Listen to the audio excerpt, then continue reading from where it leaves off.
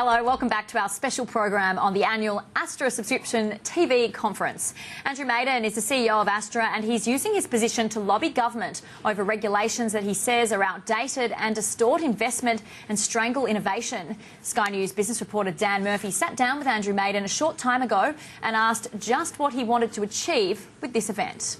The Astra conference is the one time every year when everyone who works in subscription television can get together to talk about innovation in programming, in commissioning, in funding and in audience measurement. And today we have about 40 speakers from across the industry and some international speakers from some of the big channels that supply content to Foxtel and other subscription platforms.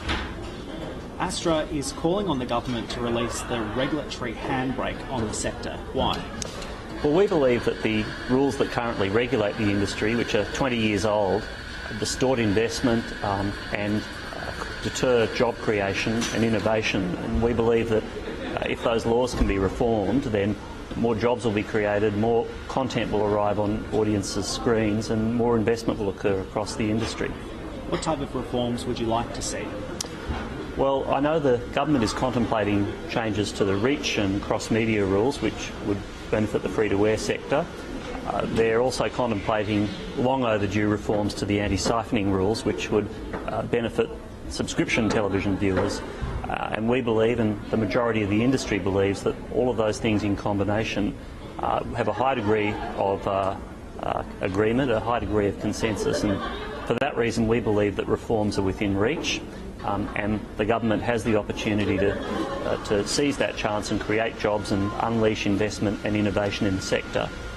The Communications Minister, Malcolm Turnbull, has indicated that media reforms aren't a priority for the Abbott government. So will you be ramping up your lobbying efforts? Well, Malcolm Turnbull and the government have said that they are interested in removing some of those regulatory handbrakes, and they're interested in achieving a high degree of consensus. And we would say that there is a reasonably high degree of agreement now, and any organisation that stands outside of that growing consensus for tactical advantage does not have the interests of the Australian media sector at heart. So is it largely the non-consensus, or in your view consensus, that has resulted in the lack of these reforms thus far? Well, remember, this government is still only a year old, not even a year old, and so we think there is still a lot of runway ahead for a government that wants to reform and deregulate and create jobs to do so. There's a high degree of agreement, as I say. We're optimistic that the government will seize the opportunity to reform the industry and create jobs and investment for Australians.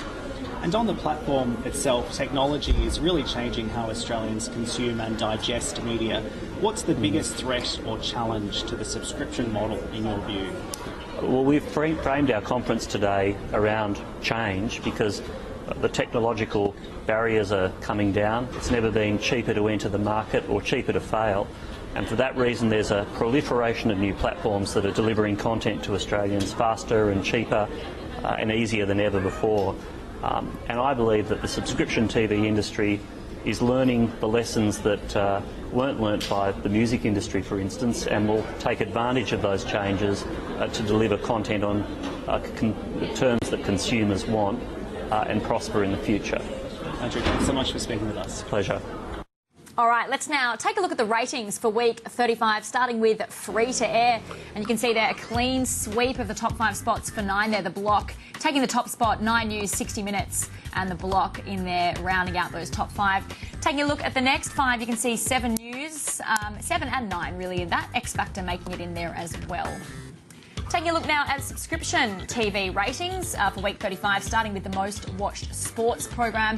NRL on Fox Sports 1 beating an AFL game on Fox Footy to #1 spot this week. You can see AFL and NRL making up that list.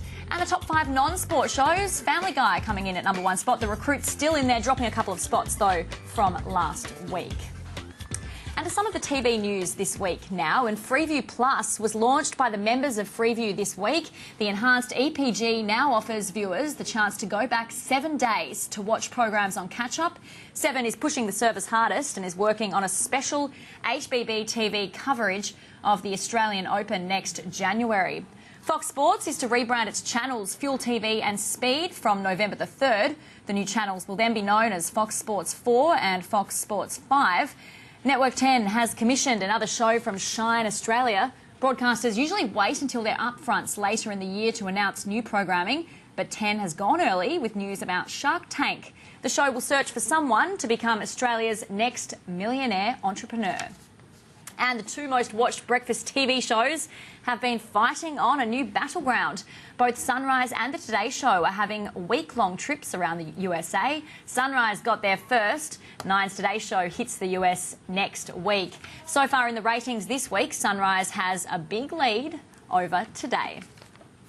And that is all we have time for on this special Astra edition of Media Week. From the team here, thanks for your company.